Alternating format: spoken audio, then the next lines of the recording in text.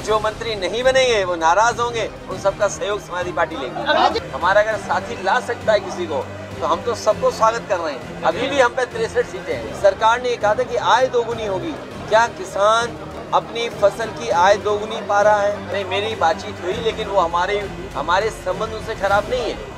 RLD अध्यक्ष जयंत चौधरी ने भले ही समाजवादी पार्टी और इंडी गठबंधन से अपना नाता तोड़ लिया हो, लेकिन सपा के दरवाजे आज भी उनके लिए खुले हैं।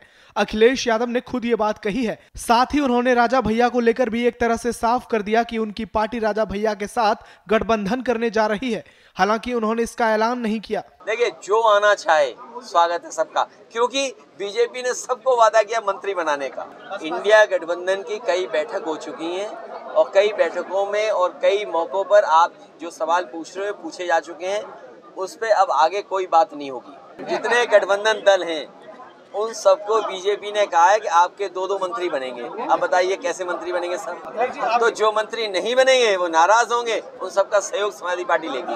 नहीं, हमारी कोशिश होगी कि लोगों को साथ लाएं, वोट बढ़ाएं। अगर वोट 36% पहुंच गया है तो हमारी कोशिश होगी वोट और आगे पहुंच जाएंगे। हम यात्रा में जाएंगे और उनका बहुत जल्दी विस्तृत कार्यक्रम आने वाला है। जो आगरा में कार्यक्रम होगा उसमें विस्तृत कार्यक्रम आने के बाद मैं शामिल होऊंगा।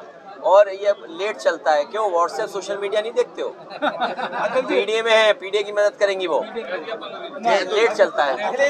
इसलिए जरूरी है कि आपको पता लगे कि कौन कितना समाज में है। कम से कम उन्हें हम संविधान के तहत, जो बाबा साहब भीमराव अम्बेडकर जी ने संविधान बनाया, तो जो हमारे दलित भाई हैं उनको आबादी के हिसाब से हक और सम्मान मिल रहा है।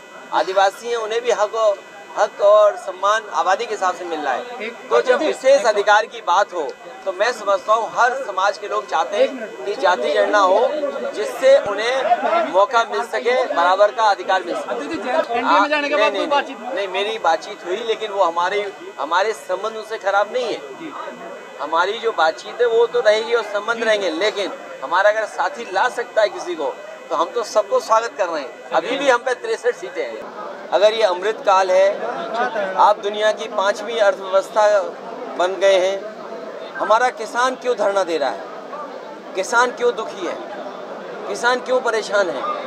किसान क्यों ट्रैक्टर लेकर के, अपनी ट्रॉली लेकर के, और क्यों किसान अपने सब कुछ बांध करके दिल्ली के पास जा रहा है और दिल्ली कोई उनको जवाब नहीं दे पा रही है? और तब जब यहाँ के नहीं बल्कि पूरे देश के चौधरी चरण सिंह जी किसानों के सवाल पर और गरीबों के सवाल पर सबसे मुखर थे, उनको सम्मान दिया भारत रत्न से, स्वामीनाथन जी को भारत रत्न, और उसके बाद सरकार ने कहा था कि आय दोगुनी होगी।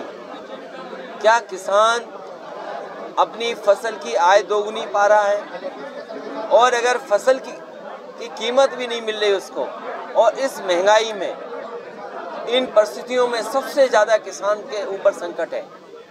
जिस तरीके से मल्टीनेशनल कंपनियां या विदेश की कंपनियां दबाव बना रही हैं बीज को लेकर के, अनाज को खरीदने को लेकर के, अपने बाजार को कब्जा करने के चक्कर में, मैं उदाहरण दे सकता हूं, चीनी का क्षेत्र है, ये अलग सवाल है।